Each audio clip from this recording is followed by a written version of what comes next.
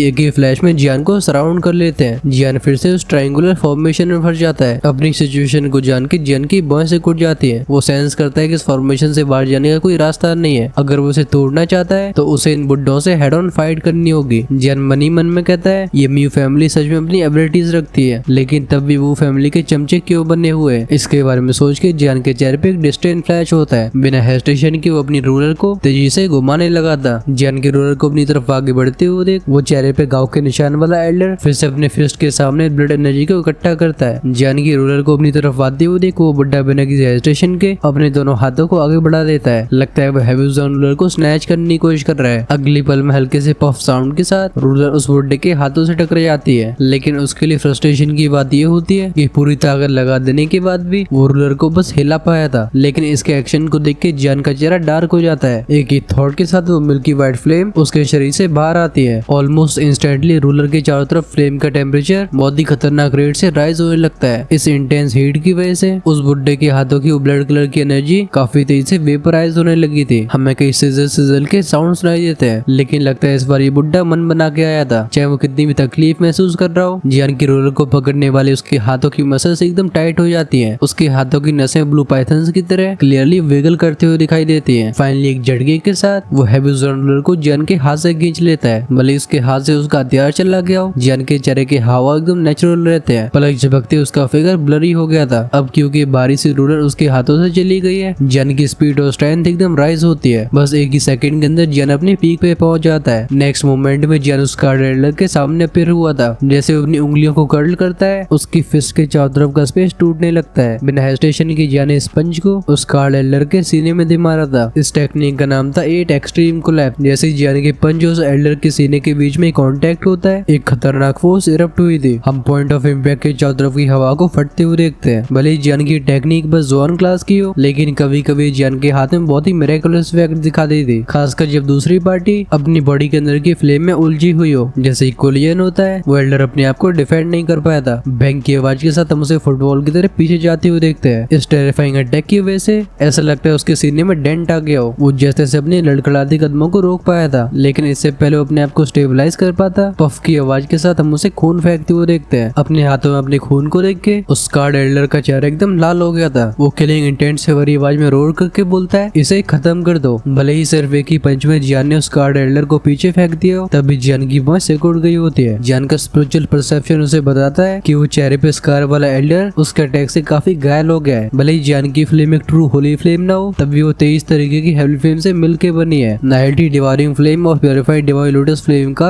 Combination इतना खतरनाक होता है कि वो उन तीनों बुड्ढों के शरीर में एंटर करके उन तीनों के अंदर की ऊर्जा को खा रहा होता है, जिससे इनकी बॉडी के एनर्जी फ्लो में एक तरीके से डिस्टर्बेंस क्रिएट हो जाता है। प्योरीफाइंग डिमोनी लोटस फ्लेम के पास वो एबिलिटी है जो किसी भी चीज को प्योरीफाई करके उसे राख में बदल सकती है और इसका सबसे बड़ा शिकार इमोशन होता है। वही भी नाइटी डिवाइनिंग फ्लेम के बारे में तो हम सबको पता है, वो हर चीज को डिवाओ करने के लिए बनी है। इन दोनों के कॉम्बिनेशन की वजह से उन तीनों एल्डर्स को अपने ज्यादा ध्यान को इन फ्लेम्स के खिलाफ लगाना पड़ता है, क्योंकि अगर ऐसा नहीं होता तो जैन की क्लीन स्ट्राइक इतनी इफेक्टिव नहीं होती। जब भी थॉट्स जैन के दिमाग में फ्लैश होते हैं वो काफी जल्दी अपने आप को रिकवर करता है। हम उसके हाथों को बहुत ही तेज से हैंडसीज बनाते हुए देखते हैं। बूम बूम की आवाज के साथ मिल्की वाइट फ्लेम की कई वेव्स इरप्ट होती है। जैन के चारों तरफ एक आर्मर बन गया था। बस इस इंस्टेंट के अंदर एक बहुत ही पावरफुल विंड अटैक जैन के फ्लेम आर्मर से जाके टकराता है। इस हैवी अटैक की वजह से स्पेस भी एकदम ट्रेम्बल हो गया था। भले इस इम्पैक्ट की वजह से जैन को भी तकलीफ महसूस हुई हो, लेकिन उसे जेल जाता है। उसके पैरों के नीचे सिल्वर लाइटिंग फ्लैश हुई थी। हम उसे किसी पानी में मछली की तरह इस जगह से दूर जाते हुए देखते हैं। असल में बीच फाइट में डिस्ट्रैक्ट होने की वजह से उस कार्ड एल्डर को हमला करने का मौका मिल गया था। अच्छी बात है कि जैन ने समय रहते हुए उस फ्लेम आर्मर को समन कर लिया, वरना जैन को अपनी कड़ी हुई दवा खुद ही टेस्ट करनी पड़ती। दूसरी तरफ जब उस बुड्ढे का पंच जैन के ऊपर लैंड करता है वो बुड्ढा एकदम खुश हो जाता है। वो दूसरे पंच को भी रेडी कर रहा था, तभी जैन उसके सामने से रफू चक्कर हो गया था। इसी पर उसके दोनों भाई उसके पास पहुंचते हैं। एक बुड्ढा कहता है, बिग ब्रदर क्या तुम ठीक हो? अब तक उस स्कारफेस वाले एल्डर ने अपनी स्टोरिंग से कुछ मेडिसिन पीस बाहर निकाल ली थी। वो इन्हें निकलते हुए बोलता है, मैं हाल फिलहाल चीजों को मैनेज कर सकता हूँ। ये कहने के बाद उसकी आंखें चिली हो गई थी। वो कहता है, लेकिन जैन तुम आज भाग नहीं पाओगे। मैं तो इस बुड्ढे से कहता हूँ कि तू जैन में फोकस ना करके खुद थोड़ा आराम कर ले, क्योंकि आराम तो मैं भी करने जा रहा हूँ। जैसा कि आप सभी मेरी आवाज से समझ पा रहे होगे कि जुकाम की वजह से मामला थोड़ा सा खराब चल रहा है। इस वजह से थोड़ा गले को आराम देते हुए हम इस एपिसोड को कल कंटिन्यू करेंगे। नेक्स्ट एपिसोड में ये फाइट तो खत्म होने वाली है, आपका कई सरप्राइजेस वेट कर रहे होंगे। अगर उन्हें मिस नहीं करना चाहते हो चैनल को सब्सक्राइब करके बेल आइकन के बटन को ऑन करके रखना, जिससे फ्यूचर में आने वाला ऑसम कंटेंट आपके पास तुरंत पहुंचे। हम 1 या 2 दिन में इमोर्टल गॉड्स और उससे ऊपर वाले मेंबर्स के लिए एक और एक्स्ट्रा वीडियो को शुरू करने वाले हैं। ऑफ कोर्स इसकी प्री कंडीशन ये है कि थोड़ा तबीयत और शेड्यूल सही हो जाए, but still I will try my best. आप भी चैनल की मेंबरशिप को ज्वाइन करके हमें पर्सनली सपोर्ट कर सकते हो। ज्वाइन का बटन मिलेगा चैनल के होम पेज पे। अगर ये नोवेल एक्सप्लोरेशन पसंद आई हो तो कमेंट्स में लिख के जरूर बताना। मैं जानना चाहूंगा कि आपको सबसे अच्छा पार्ट कौन सा लगा। हम मिलते हैं नेक्स्ट वीडियो में। Until then peace out.